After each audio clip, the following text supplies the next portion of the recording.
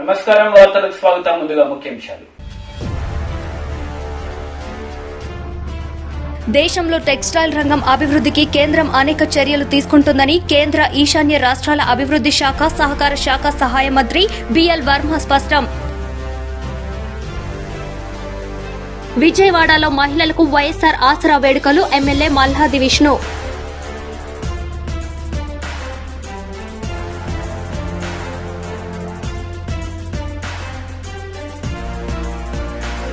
రాష్ట్ర కార్మిక శాఖ మంత్రి మల్లారెడ్డి బోడుపల్, పిడ్జాదిగూడ, గట్కేసర్ మున్సిపాలిటీల పరిధిలోని పలు ప్రాంతాలలో బతుకమ్మ చీరలను పంపిణీ చేశారు.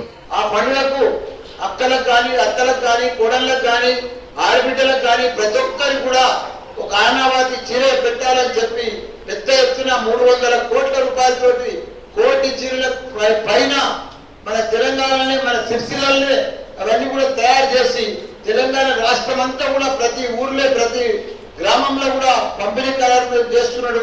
అదంతా కూడా మన సీఎం కేసీఆర్ గారు.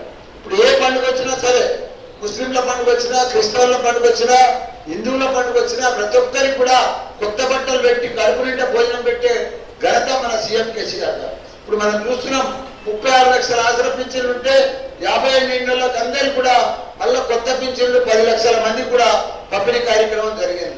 ఇదే మాదిరిగా దివ్యాంగుల పింఛన్ కానీ, ఒంటరి మహిళల పింఛన్ కానీ ఇవన్నీ కూడా దేశంలో ఎక్కడ లేని విధంగా మన తెలంగాణ రాష్ట్రంలో కూడా పెద్ద ఎత్తున ఇవన్నీ కూడా కార్యక్రమాలు జరుగుతున్నాయి. కాబట్టి ఈ 9 రోజులు మన బతుకమ్మ పండుగ పెద్ద ఎత్తున చేసుకోవాలి. ఇక్కడ కూడా మేడ్చల్ మండలంలో కూడా పెద్ద ఎత్తున డీజే పెట్టి ప్రతి ఊర్లో కూడా ఒక్కొక్క రోజు డీజే పెట్టి ఇవన్నీ కూడా మన ఎంపీపీ గారి ఖర్చులతో, ఎంపీ మండల ఆఫీస్ తోటే ఖర్చులు పెట్టాలి. డీజే పెట్టి, లైట్లు పెట్టి పెద్ద పెద్ద గ్రామాలలో ఫస్ట్ గ్రామం మన డబుల్పురకెళ్ళి స్టార్ట్ చేయాలి.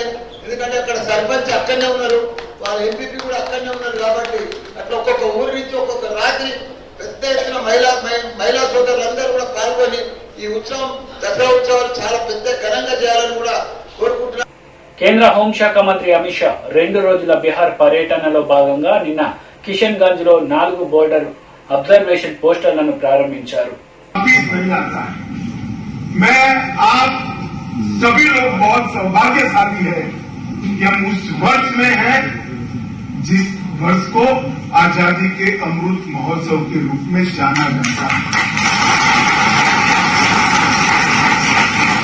सैकड़ों सालों की गुलामी को लाखों लोगों के बलिदान के बाद और विशेषकर 1857 से लेकर 1947 तक के एक 90 साल के संघर्षपूर्ण स्वातंत्र संग्राम के बाद जब देश आजाद हुआ, तब अनेक लोगों के मन में ढेर सारी अपेक्षाएं थी, स्वप्न थे।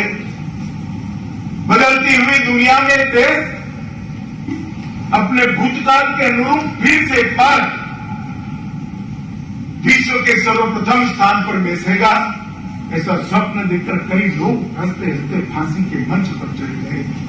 17 साल का खुदीराम बोझ हो या 23 साल का सरदार भगत सिंह हो, किसी ने ये नहीं सोचा था कि मेरे जीवन में बाकी क्या बचा है।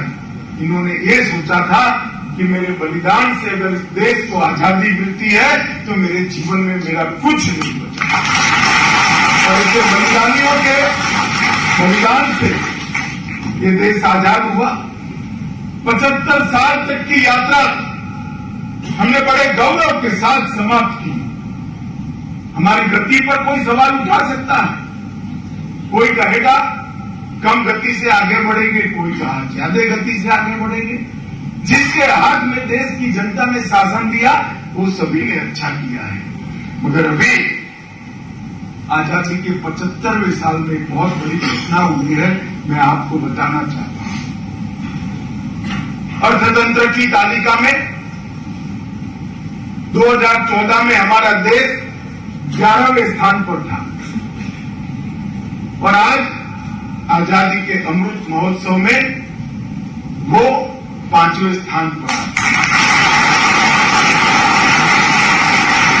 जैसे वो अन्य को वो 7वें स्थान से 6ठे स्थान पर भी आया था, मगर वो इतना महत्वपूर्ण नहीं है। 5वें स्थान पर जब हम आए हैं तो 5वां स्थान इंग्लैंड का था, उससे आगे बढ़कर हम 5वें।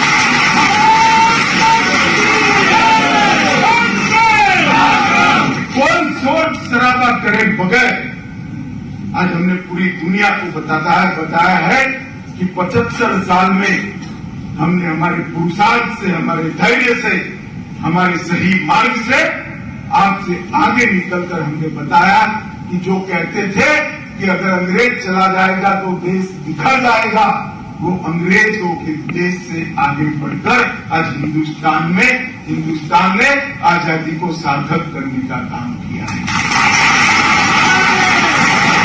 जब कैबिनेट में प्रस्ताव रखा प्रधानमंत्री जी ने, मैं वो सौभाग्यशाली लोगों में से हूं जो वहां उपस्थित थे। उन्होंने आजादी के अमृत महोत्सव बनाने के लिए 3 लक्ष्य रखे थे कि क्यों मनाना है। एक तो अभी हमने बिहार के स्वतंत्र सेनानियों का, उनके परिजनों का सम्मान किया। हमारे स्वतंत्र संग्राम के कई जाने अनजाने महान योद्धाओं को आज की पीढ़ी नहीं जानती। जब तक आज की पीढ़ी उनको नहीं जानेगी, उसके जीवन में क्या करना है उसका उद्देश्य स्पष्ट नहीं होगा।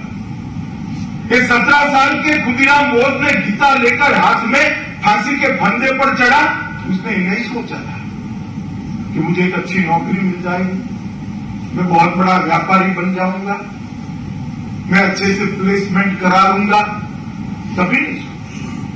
23 साल के सरदार भगत सिंह वहां से भागने की सारी संभावनाएं उपलब्ध होने की जगह इसीलिए सरेंडर किए कि मेरे फांसी पर चढ़ने से देश में चेतना जागृत होगी जो अंग्रेजों को निकाल बाहर कर। जब तक के इतिहास को देश का युवा नहीं जानता, वैसे अनेक पात्र है हमारे। मैंने अभी दसम गुरु का और उनके साहबजादों का नाम दिया, माता गुजरी का नाम दिया। ये बिहार की भूमि पर ही वीर बाबू कुंवर सिंह थे। सन 57 की क्रांति में 7 बार अंग्रेजों को हराने वाला 85 साल का वो वीरा पराक्रमी थे।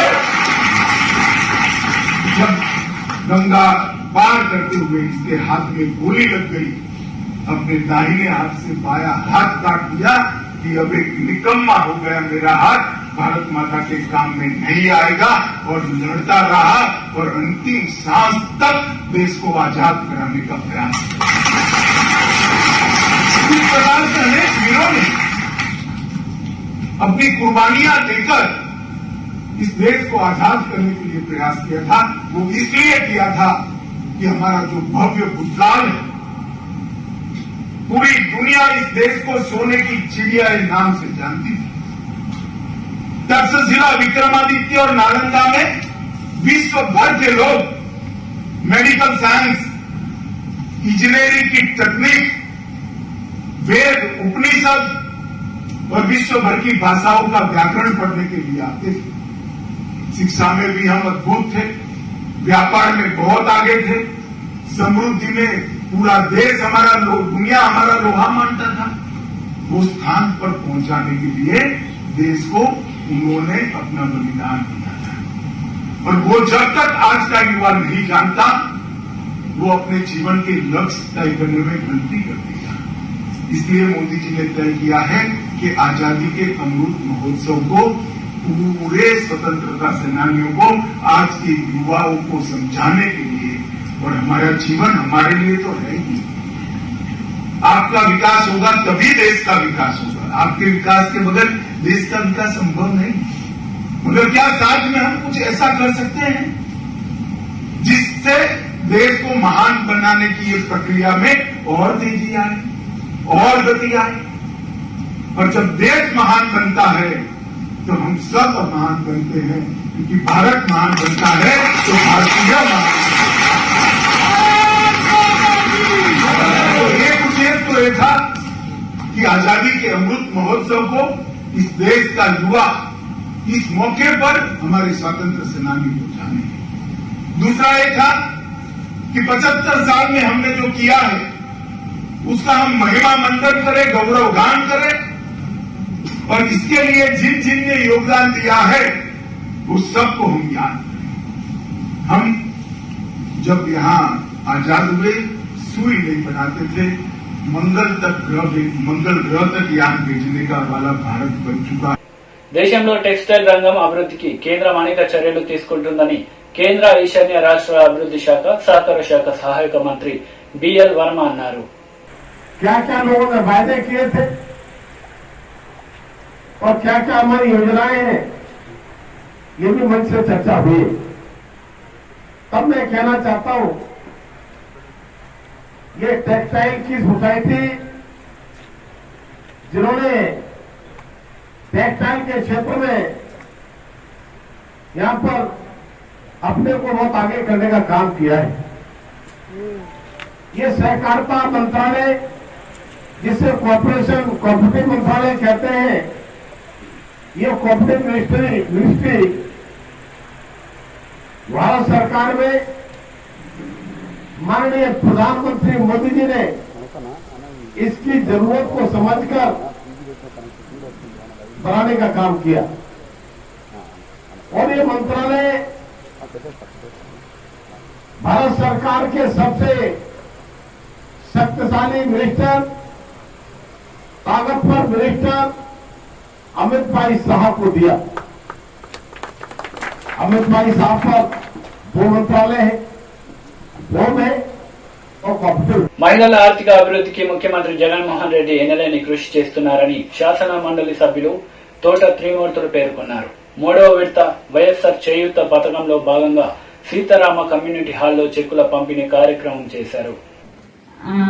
నా నమస్కారాలు తెలుపుకుంటూ, నిజంగా ఈరోజు ఒక పండుగ దినం అని చెప్పుకోవచ్చు. ఎందుకంటే ఏ పథకం ఒకటి ఇప్పటికి మండపేట పట్టణంలో 2 విడతల కింద ఇప్పటి వరకు మనకి పడిన సంఖ్య అయితే 2,248 1,50,000 ఆల్రెడీ పడి ఉంది. అలాగే కొత్తగా ఇప్పుడు 290 మందికి ఇప్పుడు కొత్త పెన్షన్లు వస్తున్నాయి. మొత్తంగా 2,538కి గాను 4,75,87,500 రూపాయలు మన ఖాతాలో జరగడం జరిగింది. 4 విడతల్లో కనుక చూసుకుంటే 75,000 చెప్పిన మహిళలందరి ఖాతాల్లో కూడా పడడం జరుగుతుంది. బటన్ నొక్కగానే జగన్మోహన్ రెడ్డి గారు మన మహిళలకు ఎంత కూడా కలుపుకుంటే మిగిలిన 6 పథకాలు అంటే ఇళ్ల పట్టాలు, ఇళ్ల నిర్మాణాలు, సంపూర్ణ పోషణం, గోడు ముద్ద, విద్యా కానుక, జగనన్న తోడు అనే ఈ 6 పథకాలు కూడా నాన్ డివిడి పథకాలు కూడా కలుపుకుంటే జగన్మోహన్ రెడ్డి గారు కుప్పం నియోజకవర్గంలో ప్రారంభించడం జరిగింది. దానికి అనుకూలంగా ఈరోజు ఉదయం కపిలేశ్వరం మండలంలో ఏర్పాటు చేశాం, ఇప్పుడు ఈ టౌన్ లో ఏర్పాటు చేశాం. మరి ఈ కార్యక్రమానికి వచ్చినటువంటి పెద్దలు పట్టాభి గారు, మరి మున్సిపల్ చైర్పర్సన్ గారు రాణి గారు, అదేవిధంగా రాజబాబు గారు, ఇతరులు గారు, మరి వైస్ చైర్మన్ గణేష్ గారు పేదవాళ్ళ కోసం, ప్రజల కోసం పనిచేస్తుంటాయి. ఆ పనిచేసేటువంటి ప్రభుత్వాలు ఓట్ల కోసం పనిచేస్తున్నాయా లేకపోతే నిజాయితీగా పేదవాళ్ళ కోసం పనిచేస్తున్నాయా అనేటువంటిది మాత్రం మీరు అందరూ గమనించాల్సినటువంటి అవసరం ఉంది ప్రజలకి. ఎందుకంటే కేవలం 5 సంవత్సరాల ముందు 2014లో హామీలు ఇచ్చి ఆ హామీలు అమలు పరిచింది 2018 తర్వాత మాత్రమే అమలు జరిపారు తప్పితే, ఒక 6 నెలలు సంవత్సర కాలం ఉందన్నది అమలు జరిపారు తప్పితే ముందు నుంచి అమలు జరపలేదు. అదేవిధంగా జగన్మోహన్ రెడ్డి గారు కూడా హామీలు ఇచ్చాడు, మేనిఫెస్టోలు ఇచ్చారు, నవరత్నాల పథకాలు అమలు జరుపుతానని చెప్పారు. మరి 2019 ఎన్నికల్లో ఆయన ముఖ్యమంత్రిగా ప్రమాణ స్వీకారం చేసిన తర్వాత 5 సంవత్సరాల టైం ఉంది, ఇంకా 2024 వరకు గత ప్రభుత్వం చేసినటువంటి విధమైనటువంటి పరిస్థితి ఉండాలి. కానీ అలా చేయలేదు జగన్మోహన్ రెడ్డి గారు. ఎన్నికల్లో గెలిచి ముఖ్యమంత్రిగా ప్రమాణ స్వీకారం చేసినటువంటి మరుక్షణమే ఈ ప్రజలకు మేలు చేసేటువంటి నవరత్నాల పథకాలు ఏదైతే చెప్పారో వాటిని అమలు జరిపేటువంటి కార్యక్రమంలో ఆయన ఉన్నారనేటువంటిది ఈ సందర్భంగా మీకు మనవి చేస్తున్నాను. మీరు అదేవిధంగా మీరు ఇప్పుడు సోదరిమణులు చెప్పారు, ప్రభుత్వం ఇచ్చేటువంటి పథకాల వల్ల, జగన్మోహన్ రెడ్డి గారు ఇచ్చేటువంటి పథకాల వల్ల ఏ విధంగా లబ్ధి పొందుతున్నాం అనేటువంటిది వాళ్ళు స్వయంగా వాళ్ళ అనుభవంతో చెప్పారు. బాబా అనుభవంతో చెప్పారు. మీరు ఒక్కసారి ఇక్కడ గమనిస్తే గత ప్రభుత్వానికి దీనికి ఎంత వ్యత్యాసం ఉందనేటువంటిది. గత ప్రభుత్వంలో ఎవరినైనా లబ్ధిదారులు ఎంపిక చేయాలంటే, ఎందుకంటే మీరు ఇక్కడ చాలా రోజుల నుంచి ఇక్కడ పుట్టి పెరిగిన టీడీపీ జాతీయ అధికార ప్రతినిధి నసీర్ అహ్మద్ మీడియా సమావేశం నిర్వహించారు. ఈ సందర్భంగా పలు అంశాలపై ఆయన మాట్లాడారు. 1,32,000 కోట్లకు తీసుకుని వెళ్ళినటువంటి ఈ ప్రభుత్వం రోజువారీ ఖర్చులకు ఆ డబ్బులను అప్పులు తీసుకొని వచ్చి వాడుకుంటూ ఈరోజు రాష్ట్రంలో ఆర్థిక దివాలా తీసేటువంటి పరిస్థితులను ప్రజలు గమనిస్తా ఉన్నారని చెప్పి మేము చెప్తా ఉన్నాం. ముఖ్యంగా ఎందుకంటే కాగ్ లాంటి సంస్థలు కూడా అనేక పర్యాయాలు ఈ ప్రభుత్వాన్ని నిలదీసినటువంటి పరిస్థితులు ఉన్నాయి. ముఖ్యంగా 6,32,000 కోట్ల రూపాయలు అప్పుగా చేసినటువంటి ఈ ప్రభుత్వం ఎక్కడ కూడా ప్రజా అవసరాలకు గాని ప్రజలకు ఆర్థికంగా వెసులుబాటు కల్పించేటువంటి కార్యక్రమాలకు పెట్టకుండా కేవలం రోజువారీ ఖర్చుల కోసం 1,000 కోట్ల రూపాయల అప్పులు తీసుకొని వచ్చి ఈ రాష్ట్రాన్ని అధోగతి పాలు చేస్తున్నటువంటి తీరును రాష్ట్రంలో ఉన్నటువంటి మారుమూల వ్యక్తి కూడా ఈరోజు ఆలోచించేటువంటి పరిస్థితి కనిపిస్తా ఉన్నాయి. సగటున ప్రతి వ్యక్తి మీద కూడా దాదాపు 70 నుంచి 80 వేల రూపాయలు పుట్టబోయేటువంటి ఏదైతే బిడ్డ ఉన్నాడో ఆ బిడ్డ మీద కూడా 80 వేల రూపాయల అప్పు ఈరోజు ఈ రాష్ట్ర ప్రభుత్వం మోపుతున్నటువంటి పరిస్థితులు కనిపిస్తా ఉన్నాయి. ముఖ్యంగా మనం అందరం కూడా చూసుకుంటే రాష్ట్రంలో ఏదైనా ఆర్థికంగా ఏదైనా అభివృద్ధి సాధిస్తా ఉన్నామా అని చెప్పి ఒక్కసారి గణాంకాలను లెక్కలు చూస్తా ఉంటే చాలా విచిత్రంగా ఉంది. ఎందుకంటే మనందరం కూడా చూస్తా ఉన్నాం రాష్ట్రంలో ఆర్థిక పరిస్థితులు ఏదైతే స్థిరదలతో స్థూల ఆదాయాన్ని ఒక్కసారి గమనిస్తే 2017 నుంచి 2022-21 ఆర్థిక సంవత్సరం వరకు ఒక్కసారి గమనిస్తే రాష్ట్ర స్థూల ఆదాయం ఈ ప్రభుత్వం మాటలు చెప్తా ఉంది. ఎందుకంటే బుగ్గన గారి బొంకు మాటలు ఎలా ఉన్నాయంటే 11.06% అభివృద్ధి ఉందని చెప్పి చెప్తున్నటువంటి మాటలు ఒక పక్కన ఉంటే నిజంగా గణాంకాలు చూస్తే విచిత్రంగా ఇవి దాదాపు 8% వరకు కూడా చేరలేనటువంటి పరిస్థితులు ఈరోజు రాష్ట్రంలో స్థూల ఆదాయ పరిస్థితులు ఉన్నాయి. ఒక పక్కన అప్పులేమో పెరిగిపోతా ఉన్నాయి, ఒక పక్కన స్థూల ఆదాయం తగ్గిపోతా ఉంది. ఈ ప్రభుత్వం మాటలు ఎలా ఉన్నాయంటే 2019-20 2020-21 సంవత్సరానికి సంబంధించి ఆర్థికంగా ఆక్వా గాని చేపలు గాని ఏదైతే ఎగుమతులు ఉన్నాయో దాదాపు 40% పెరిగినాయని, రాష్ట్రానికి వ్యాపారం విపరీతంగా పెరిగిపోయిందని చెప్పి గణాంకాలు చెప్తున్నటువంటి ఈ ఆర్థిక మంత్రి బుగ్గన గారు, నేను అడుగుతా ఉన్నాను, కరోనా మహమ్మారిలో దేశంలో ఆక్వా రంగం పూర్తిగా దెబ్బతినిపోయి ఆక్వా రైతులందరూ కూడా రోడ్ల మీద పడేటువంటి పరిస్థితులు ఉన్నప్పుడు ఈ రాష్ట్రంలో ఎక్కడ మీకు 40% అభివృద్ధి సాధించారని చెప్పి నేను బుగ్గన గారిని సూటిగా అడుగుతా ఉన్నాను. అయ్యే బుగ్గన గారి ఏదైతే బోకు మాటలు ఉన్నాయో ఆ బోకు మాటలతో రాష్ట్ర శాసనసభలో ఈ ముఖ్యమంత్రి మాట్లాడడం చాలా విచిత్రంగా కనిపిస్తా ఉంది. ఇంకో పక్కన ఏదైతే అప్పులున్నాయో రాష్ట్రంలో ఎప్పుడు లేనటువంటి విధంగా ఏదైతే నికరంగా అప్పులు చేయడంతో పాటు గ్యారంటీ లేనిటువంటి అప్పులు గతంలో 9-10 వేల కోట్లు ఉన్నటువంటి గ్యారంటీ లేని అప్పులు ఈరోజు దాదాపు 70,000 కోట్ల రూపాయల గ్యారంటీ లేని అప్పులు తీసుకున్నటువంటి దౌర్భాగ్య పరిస్థితిలో ఈరోజు రాష్ట్రంలో ఆర్థిక పరిస్థితి ముందుకు సాగుతా ఉంది. ఒక పక్కన సామాన్యుడు రోజువారీ కూలీ చేసుకునేటువంటి వ్యక్తి గాని సామాన్యంగా తన జీవనాన్ని గడుపుకోవడానికి ఎన్ని రకాల ఇబ్బందులు పడుతున్నటువంటి పరిస్థితులు ప్రజలందరూ కూడా గమనిస్తా ఉన్నారు. ఒక చిన్న విజయవాడ సెంట్రల్ నియోజకవర్గం వైఎస్ఆర్ ఆసరా పథకం కార్యక్రమాన్ని MLA Malladi Vishnu, deputy mayor Sailaja, 36వ డివిజన్ కార్పొరేటర్ శిరీష ఈ కార్యక్రమాన్ని ప్రారంభించారు. విజయవాడ సెంట్రల్ నియోజకవర్గం వైఎస్ఆర్ ఆసరా పథకం కార్యక్రమాన్ని MLA Malladi Vishnu, deputy mayor Sailaja, 36 division corporator Sirisha ఈ కార్యక్రమాన్ని ప్రారంభించారు.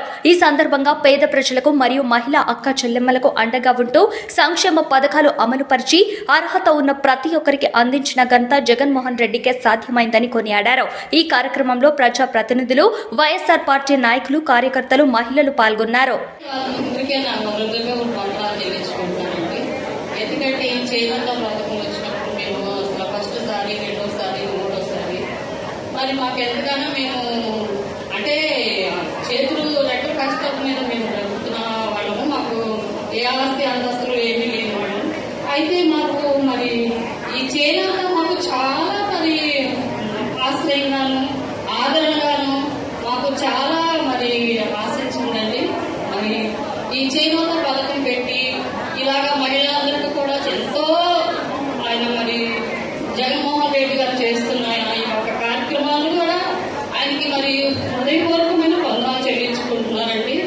మరి ఈ చేనేత పథకానికి కూడా మరి వాలంటీర్సే కానీ, ఇన్ఛార్జే కానీ, మరి మధురనగర్ పసుపుకోట 7వ లేదండి ఇన్ఛార్జి గారు, మరి నీరజ గారు మరి మాకు దగ్గరగా మరి తెలియపోయినప్పటికీ కూడా వాళ్ళు పద్దాక వచ్చి మాకు దగ్గరికి మీకు తెలియపోయిన వాళ్ళు చేసి మాకు అన్ని కూడా హెల్ప్ చేసే ఉన్నారండి. వాళ్ళకు కూడా హృదయపూర్వకమైన వందనాలు చెల్లించుకుంటున్నామండి. కొంచెం మీ సైడ్ నుంచి కూడా మీరు కూడా అడగాల్సినటువంటి బాధ్యత మీ అందరినీ కూడా ఉన్నది అని చెప్పి సందర్భంగా నేను మనం చేస్తాను. ఎందుకంటే ఏ రాష్ట్రంలో కూడా లేనటువంటి మంచి పరిపాలనని, అవినీతి లేనటువంటి పరిపాలనని, మధ్యవర్తులకు అవకాశం లేనటువంటి పరిపాలనని అందిస్తున్నటువంటి ముఖ్యమంత్రి వైఎస్ జగన్మోహన్ రెడ్డి గారు అని చెప్పి సందర్భంగా నేను చెప్తాను. చూస్తా ఉన్నాం మేము ఈరోజు విదేశాల నుంచి కానీ లేకపోతే ఇతర రాష్ట్రాల నుంచి కానీ అందరూ వచ్చి ఈరోజు ఈ చేయూత కార్యక్రమాన్ని పక్కన ఉన్నటువంటి రాష్ట్రాలు కానీ, నీతి ఆయోగ్ కానీ, వరల్డ్ బ్యాంక్ కానీ, లేకపోతే ఆర్థిక వేత్తలు కానీ అందరూ కూడా పొగిడినటువంటి కార్యక్రమం ఏదంటే ఈ చేయూత కార్యక్రమం అని చెప్పి మనం చేసుకుంటాం. ఎందుకంటే ఆసరాగా, చేయూతగా నీ కుటుంబాన్ని నువ్వు పోషించుకునే విధంగా, నీ కాళ్ళ మీద నువ్వు నిలబడే విధంగా ఒకేసారి ఒకే కార్యక్రమంలో 25 లక్షల మందికి మేలు చేకూర్చేటటువంటి కార్యక్రమం గతంలోనూ లేదు, భవిష్యత్తులో కూడా జగన్మోహన్ రెడ్డి గారి నాయకత్వంలో తప్ప ఇంకా ఎవరు కూడా చేసేటటువంటి కార్యక్రమం కాదు అని చెప్పి కూడా ఒక వ్యక్తి కుప్పం వెళ్ళి అక్కడ డబ్బులు వేయాలి అని చెప్పి ఈ కార్యక్రమానికి శ్రీకారం చుడితే ఈ రాష్ట్రంలో ఉన్నటువంటి 175 నియోజకవర్గాల్లో ఉన్నటువంటి 26 లక్షల మంది అక్కచెల్లెలకి ఏకంగా ఒకేసారి లబ్ధి చేయాలి. వార్తలు ముగించే ముందు ముఖ్యాంశాలు మరోసారి. దేశంలో టెక్స్టైల్ రంగం అభివృద్ధికి కేంద్రం అనేక చర్యలు తీసుకుంటుందని కేంద్ర ఈశాన్య రాష్ట్రాల అభివృద్ధి శాఖ, సహకార శాఖ సహాయ మంత్రి బిఎల్ వర్మ స్పష్టం. విజయవాడలో మహిళలకు వైఎస్ఆర్ ఆసరా వేడుకలు, ఎమ్మెల్యే మల్లాది విష్ణు.